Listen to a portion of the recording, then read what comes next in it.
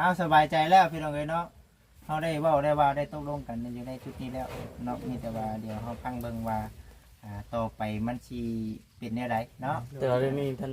ออกกับน้องไล่บ่ น้องได้ก็ยังบ่ได้ว่าเนาะทางพ่อทางแม่เพิ่นก็ยังบ่ได้ว่ามีแต่ว่า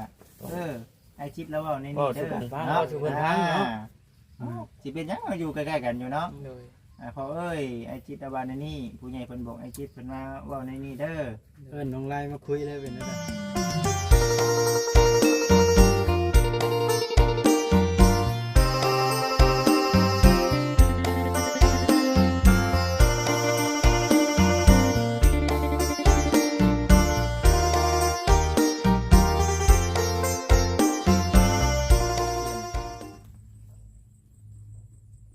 เห็นหลายคนได้เนาะเพิ่น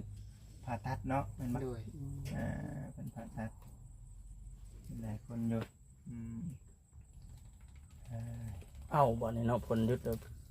เอาฮอ ทุ ด กแห่งดีได้เนาะ เป็นท่วมทาง เจ้าบ่ต้องห่วงบ่เลยมื้อไงเมื่ออะไรทั้งบ้านนะฝนโป้ โอ้ว่า ดำพี่ก็ สิมือฮอดคนกระทุบเป็นเชอะเข้าหั้นแหล้ว เรียบร้อยครับยันได้ซื้อรถงาน ว่าจะได้เรียกกันสิบ่ได้ไปนะ ไปสิไปใช้ก็ ว่าสิไปปลูกอ้อยก็ยังบ่ได้ไป มื้อนี่บ่ โดย แน่นอนเนาะ เพราะว่าแต่ว่าผู้คนมาไถสวนเพิ่นยังกลับเลยดิ เมื่อกี้นี่ โดย ผมกินนี่บ่ครับ โดยเพิ่นยังไถบ่ได้เพิ่นยังกลับเลยบ่แล้วครับ เห็น ยันรถลมเนาะ โดย น่านเบิดฝนในปีนี้จำเป็นหยังเก่าโอ้ยลมแล้วยามนี่เนาะ มื้อบ่ตกนี่ค่อยเนาะมื้อนี้เนี่ยเพิ่นว่า 80%ได้มื้อนี้เนาะ 90 90บ่มื้อนี้ 90% เป๊ะอยู่เนาะพี่น้องเอ้ย เอ้าค่อยๆสั่งลงมาถึงพระ มื้อนี่50 บ่ายโมงก็ไปเลย โอ้ยคึมเล็กน้อยแต่ว่าครับพอดีเขาสิจ้างคนมาเกี่ยวข้าว อ่า มันจังสิได้เอาไว้ในพี่น้องเอ้ย ตุ๊กนี่เด้อยากเมื่อหันแต่เต้นอยู่กับน้องชายนี่ ให้เมื่อแล้วเนาะยัน ใส่แรงคนงานมานบ่ เมื่อเห็นยังไงน้อง คันใกล้ก็พอเมื่ออยู่เมื่อเฮ็ดกินได้อยู่เมื่ออยู่ห่มมาแล้วเนาะอันนี้เพิ่นว่าอยู่ผู้ ไก่ได้ แม่น กำลังให้กำลังใจผัวเนาะผัวลงเกี่ยว ตัวเกี่ยวให้กำลังใจอยู่เที่ยงเฮ็ดกินเฮ็ดอยู่โอ้ก็จะสิน้ำไปท้ายน้ำ อันนี้หัวละ ใช่เลยเนาะว่าบ่ช่างเลยเนาะ บ่แน่ ว่าแล้วมันบ่ยันชาแบบเฮามาเอาหั่นนะ โอ้ ตอนเช้าเฮาบัดไปเอาอยู่บ้านปลาไหลสิกลับมาเอาพี่ผู้ดีสวยเติม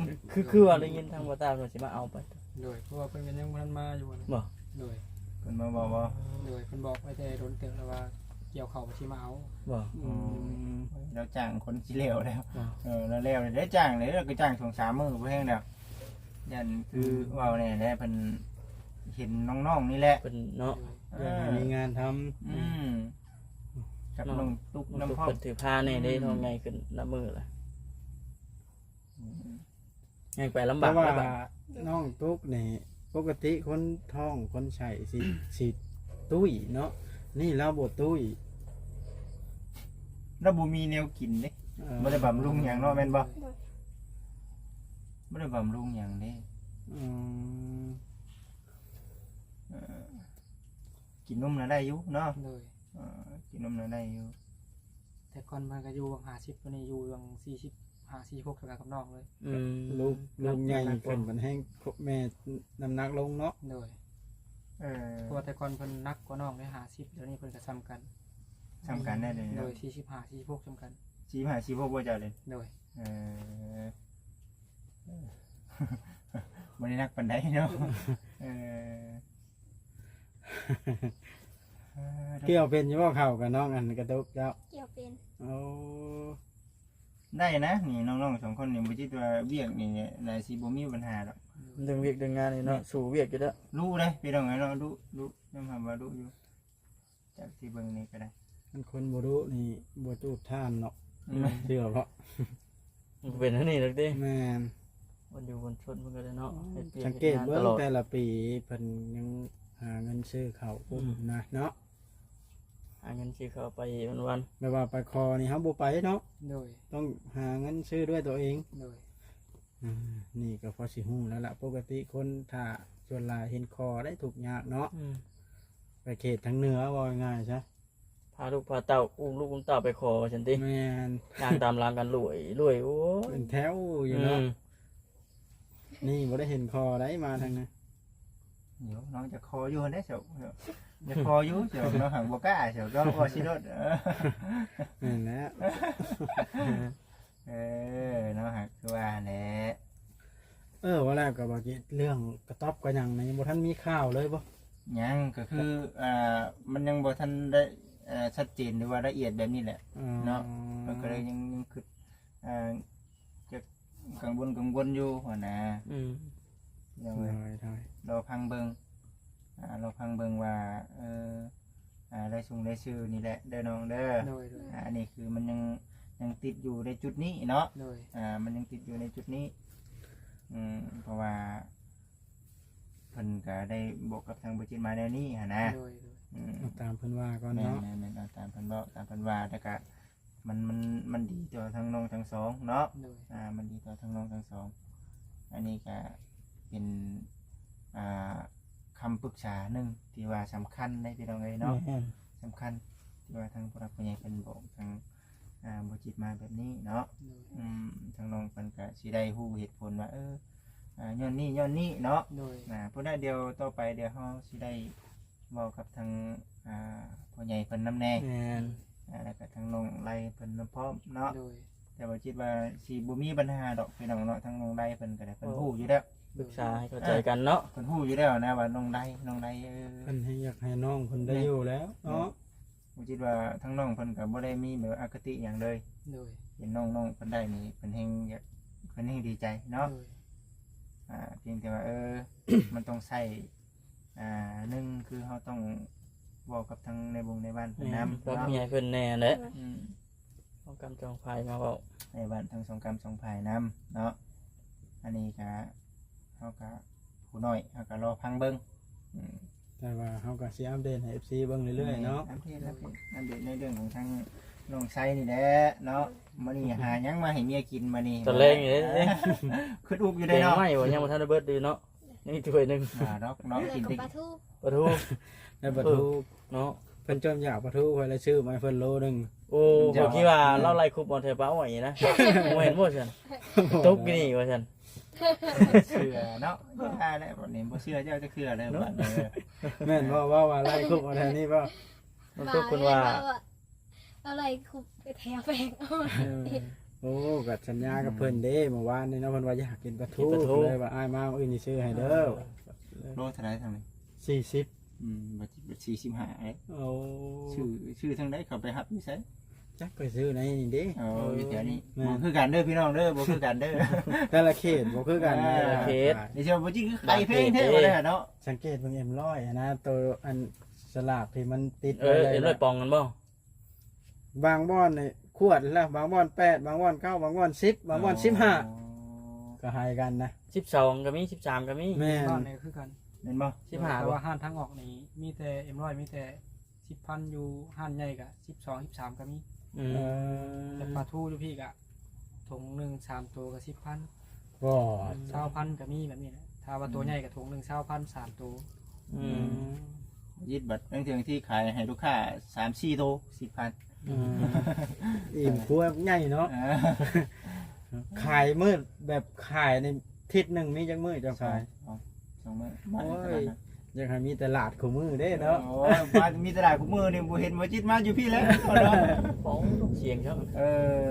สร้างกันยังบ่ทันได้นั่นแหละบ่จิตเองก็มื้อนี้ก็บ่มีหยังมาฝากมาต้อนทางน้องเพิ่นนี่แต่สิเอาเงินให้น้องชัยเนาะเก็บไว้ก่อนเก็บไว้ก่อนเอามือเลยติเก็บไปเล็กๆน้อยๆซ้ำที่บ่จิตให้ได้แหละเป่าตื้มแท้นี่บ่มันมีลมบ่จักอยู่หั่นลมไอ้กูปุ๊กดิมันเป็นคืออันปุ้งเล็กๆน้อยๆเนาะเก็บไว้เด้อน้องเด้อเก็บไว้พอสัญญาณจะเป็นแม่สัญญาณจะเป็นน้องเด้อเก็บไว้อันนี้คือให้กำลังใจน้องเพิ่นพี่น้องเลยเนาะได้ซื้อน้ำส้มน้ำหวานเนาะเงินข่อยก็สิชมทบน้ำจัก20,000ข่อยก็ได้บ่ได้ให้น้องซื้อน้ำส้มเด้ก็มีก็อันเฮาก็บ่เป็นหยังเนาะเฮาเป็นหยังดอกเฮาก็ให้ซ้ำแฮงเนาะบ่เป็นหยังบ่ได้ให้น้องเพิ่นว่าอยากนมอยากหยังก็ซื้อเอาน้องขอบใจเด้อนี่แล้วอันนี้ก็ดีใจนำเด้อ อยากให้ครับทั้งน้องๆนี่แหละเนาะอดทนจับมือกันสู่เลยเนาะ จะมาสู่แล้วบ่รอดได้ปานนี้ติ เน้นน้องไซนี่แหล้ว นิ่นแบบไหน เอ้าสมมติว่า ในอนาคตน้องซองบ่เห็นในสมมติเบื่อน้องตุ๊กในน้องตุ๊กบ่ได้มีที่พึ่งไหนนี่ให้หักแพงกันแนวใดก็ได้ โอ้ยบ่ให้เฮ็ดได้ลงใช้เอ้ แม่ ย น บ่ ได้ ได้ เพราะว่าน้องตุ๊ก บ่ นี่ เบื่อกันแล้ว พ่อ ว่า แม่ก็ เนาะ บ่สมบูรณ์หั่นนะคือเห็นแล้วว่าเพิ่นในอนาคตเนาะ คือ บ่อยากให้เกิดนะ มีแต่ที่พึ่งอยู่น้ำผัวนี่ได้อบัด แม่น บ่เดียวนี่บัด บ่เดียว เพิ่น เท่า ก็แบบคอยมีท่าที่ว่าสิมีเฮ็ดจังแบบให้น้องเบื่อเลยนะ เอา ทักตลอด เฮ็ดให้เราได้ ทั้งเราทั้งเดียวมันก็แบบบ่ใกล้อยู่แล้วนะ เออ หักแข่งกันนั่นแหละเฮ้ยเนาะเพลงเรียงปันกันเมื่อใดดีก็เว้าเอาเนาะ อีกอย่างเนาะบ่จิตการสร้างครอบสร้างครัวนี่บ่เกี่ยวกับอายุหลายอายุน้อยดอกขอเพียงแต่เฮาซื่อสัตย์ต่อกันให้มันสิอยู่ อยู่นำกันรอด แม่นยืดยาวแบบว่าส่วนนิรันดรคันบ่คิดน้อยคิดใหญ่โอ้ยเห็นผู้หนึงเฮ็ดไปแล้วนั่นแล้วจะแก้แค้นปอกๆแป๊ก เฮ็ดใส่กันขึ้นน่ะดิ แม่นบ่รอดคู่ใดคู่นั้น บ่ให้เว้าได้แบบนั้นเนาะ แม่น บ่ให้เว้า คันว่านิดหน่อยมีหยังก็ให้ไผกัน แบบนั้นแหละรู้จักเอาใจเพิ่นใจโตแล้วแม่น อยู่รอด เดี๋ยวน้องชายเราเบิ่งคือสิเพลงเมียอยู่ดอกเนาะแม่นบ่ เลย เพลงอยู่ดอกว่า แพง น้ำทุกเด้ อย่าให้ผัวกิ่งไรเด้อ แพงอยู่บ่ แพ้ อ่า บ่ต้องสิ ให้กำลังใจกันเลยเนาะ คือว่าคันว่าได้ลูกผู้ชายจะให้ผัวเลี้ยงผู้เดียวเนาะ เดี๋ยว แล้ กั วน เรา เลย บ่ได้มีนมให้กินนะ การขึ้นเพิ่นเอา เอาลงกันเลยเนาะ เวลาลูกอยากกินนมได้บัดนี่ จากพวกน้อง บอกไปเนาะน้องชาย เพิ่นบอกเองเด้ บ่ ฝนเบ่งกันได้เนาะริมเส้นได้ก็ได้ ปันหน้าที่กันแล้วเนาะ คือสิฮักเพลงกันอยู่เบิ่งครั้งแล้ว แพงฝากว่าเพิ่นแพงกัน ดีแล้วน้องเอ้ยเนาะ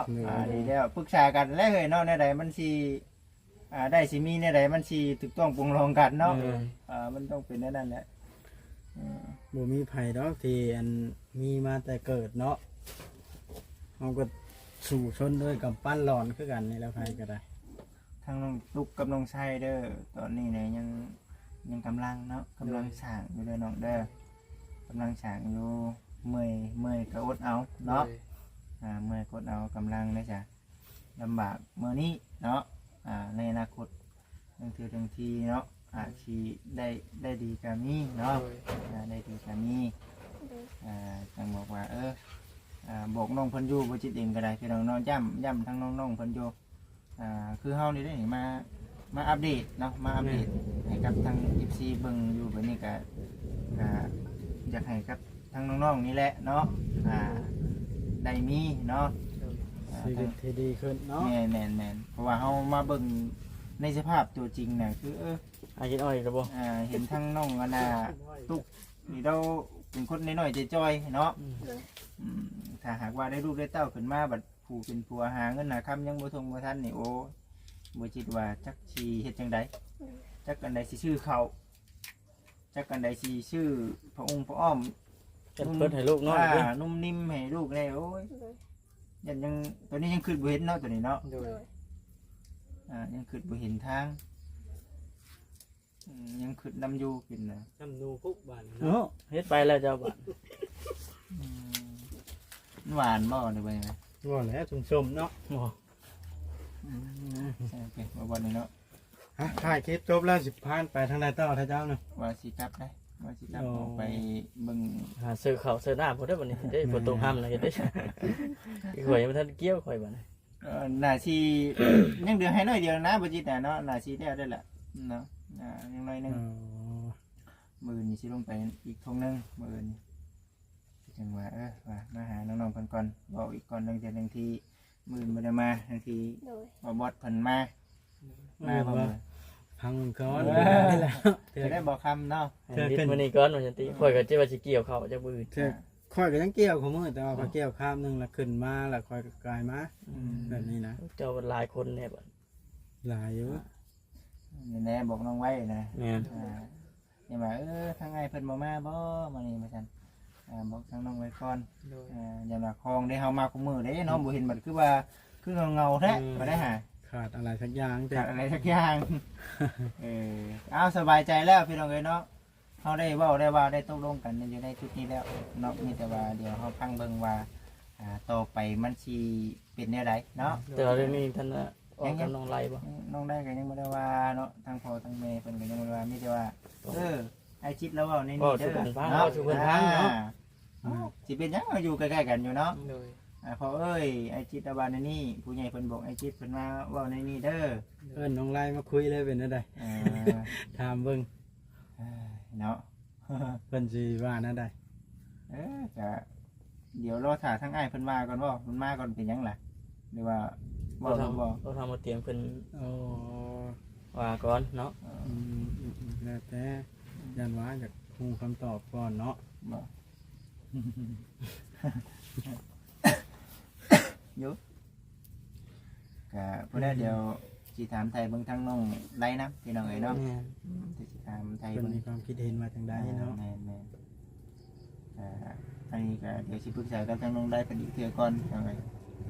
ได้ไหม หมู่ พวกมาเบื้องไกลพวกมา ไม่ใช่ นั่นเลยฮะออกมาทักทายบรรทุกเพิ่นมาอย่างน้องใช้ เดี๋ยวไก่มา ก็ ต้ม สิแล้วเว้ย แม่นบ่ เอาสิ โอเค เดี๋ยวไก่มาต้มบ่ เพื่อนผู้หญิง เปลี่ยนอุ้มไก่อยู่เจ้า นั่นแหละชีวิตที่เราเนาะหมู่ครูมาเยี่ยมมายามใครกว่าโบ มันเกิดใครกลัวหมูยี่ผูมาดินมาคอย ต้ เล ม ย ไก่เมื่อวาน ต้มไก่ เลย ตอนไหนน่ะข่อยเคยมาอยู่ตอนเที่ยงก็ได้ ตอนซีแรกๆนะ เอา ต้มไก่โอ้คักเนี่ยเนาะกันเป็นนั่นเนาะ เด็กๆสิคันอีกเลยกิน บอก ไก่ คำนี้ยังเพิ่มเติมอยู่บ่นี่ โอ้ยเลยก่อน เราฟังหมู่ว่าที่ เราพังหัวนะ นั่นแล้วเนาะบ่จิต แม่น รออันพังบ่เตียงเพิ่นมาเนาะ มันยังบ่ชุดกับเฮาเด้พี่น้อยเนาะช่วยเหลือผู้รักผู้ใหญ่เพิ่นมาเวียงมางานให้ค่ะมาช่วยตามเพิ่นบอกเดินไปได้บอกกับทางผู้รักผู้ใหญ่เพิ่นเนาะบอกกับทางผู้รักผู้ใหญ่เพิ่นให้ฮู้เบิดนั่นแหละพี่น้องเอ้ยเนาะมีแต่เบิ่งไปนั่นแหละพี่น้องเอ้ย บ่ได้มีคนนี้ก็ดีใจแล้ว โอ้ย ลูกใหญ่แล้วน้องตุ๊กเนาะ มันข่อยไปบ้านใกล้คันใกล้ใกล้น้องเลยจันอยู่ในต้นคลิปก็ได้ เบิ่งชูๆเด้อน้องตุ๊กเด้อ บ้านน้องตุ๊ก สู้ผลกระตกห้ามเจ้าบ่าวได้อนี่เนาะ เลย มีแต่ว่าฮักเพ่งกันเด้อน้องเด้อทางบ่าวเองก็ใช้กลับได้ละ เลย วิธีการงานหรือว่าไม่เรื่องเจ้าเมื่อยกดเอาเด้อโอเคไหมสบายดีไหม ไปดี โอเคมันกระตุกห้ำพี่น้องเอ้ยไปเด้อเดี๋ยวสิได้กลับก่อนน้องเลยมาสบายดีไปพี่น้องเด้อเนาะคือสิแนวนี้แหละพี่น้องเนาะทางบัจิตเองจะสิได้จบคลิปก่อนเนาะฝากพ่อแม่พี่น้อง FC เป็นกำลังจิตกำลังใจให้เนาะในเรื่องของทางน้องอนาไซเพิ่นเนาะเรื่องเฮือนเรื่องชานี่ก็จังว่ากันอีกเทื่อเด้อพี่น้องเด้อนี่เด้ดินตอนเนี่ยเนาะทางบัจิตเองก็ได้ถ่ายให้กับพ่อแม่พี่น้อง FC ได้เบิ่งได้ชมเนาะไปจังไดก็รอรุ่นรอชมเบิ่งไปน้ำกันพี่น้องเอ้ยเอาสำหรับคลิปนี้ขอกล่าวคำว่าสบายดีพี่น้องเอ้ย